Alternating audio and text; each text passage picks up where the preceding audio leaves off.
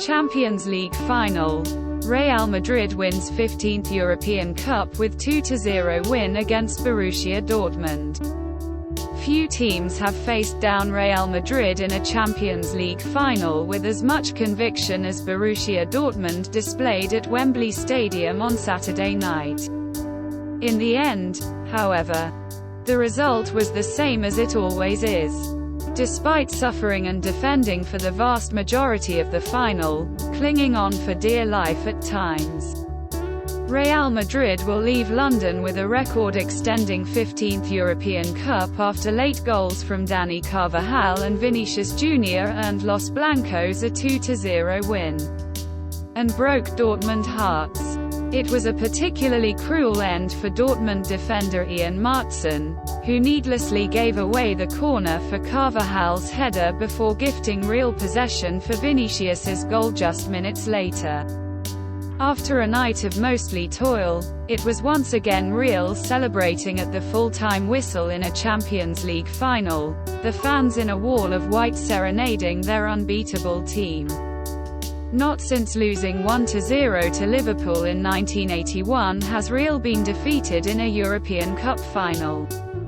Now a run of 9 successive victories that have spanned 43 years and taken the club's total tally to 15, more than twice the amount second-placed AC Milan have racked up.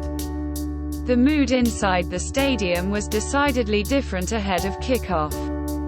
The famous "Yellow Wall" was in fine voice almost an hour before the start of the game, transplanted brick by brick, fan by fan from Dortmund to Wembley without missing a beat. Sensing the Real Madrid end was being outsung by the Dortmund fans, Vinicius gave an early fist pump towards those supporters in white to coax a booming roar from them. That burst aside, however, it was the Dortmund fans making all of the noise inside the opening 10 minutes, their relentless, deafening chants filling the gloomy London sky above Wembley Stadium. There must be few sights in football more daunting than lining up against Real Madrid in a Champions League final. But Dortmund was brave early on. Edin Terzić's side fearlessly passed the ball out from the back, although a couple of particularly risky balls almost gifted Real possession. It was the team's slick passing that created the first real chance of the final. But Julian Brandt got the ball caught under his feet and skewed his shot horribly wide with only Thibaut Courtois to beat in the box. That move sparked a flurry of gilt-edged chances for Dortmund. Niklas Füllkrug had a close-range header saved and an effort that hit the post and rolled ignorantly across the goal line, while Karim Adeyemi had 2 glorious one-on-one opportunities but failed to convert either. Over the years, Real has developed an unerring knack for producing improbable comebacks in the Champions League. Defender Nacho once said the team possessed magic on European nights like these, but tonight felt as though there was some supernatural force preventing Dortmund from scoring.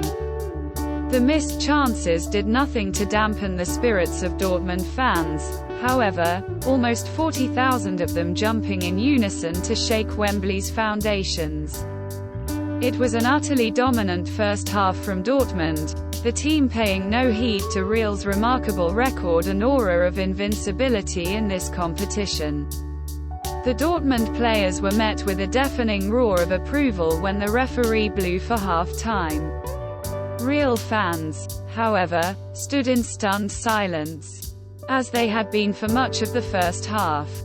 The team not only looked rattled defensively but utterly toothless going forward, each attack snuffed out comfortably by Dortmund's defense.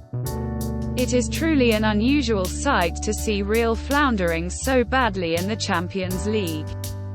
Although there remained an overwhelming sense that Dortmund would eventually be left to rue all of those missed chances, there were some early signs of life from the men in white early in the second half.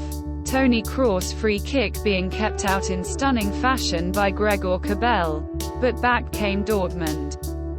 The team continued to dominate inside the opening 20 minutes and Füllkrug had another glorious opportunity saved by Courtois. The Belgian stopper produced one of the all-time great performances in a Champions League final when Real beat Liverpool 2 years ago. And he was at his best again after only returning from injury in time for the game. Then the inevitable happened. First through Carvajal's header and then when Martson passed the ball straight to Bellingham, allowing the Englishman to find Vinicius who dinked the ball over Cabell.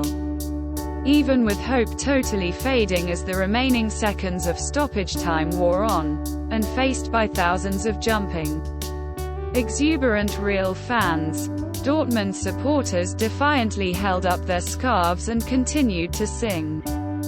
They thought they were finally given a moment to belatedly celebrate when Füllkrug found the back of the net, but they weren't even afforded that as the goal was ruled out for offside. Campeones, campeones ole, ole, ole, came the chant from Real supporters as Carvajal waited to hoist the trophy above his head. It will be a sleepless night for both sets of players and fans. But for very different reasons.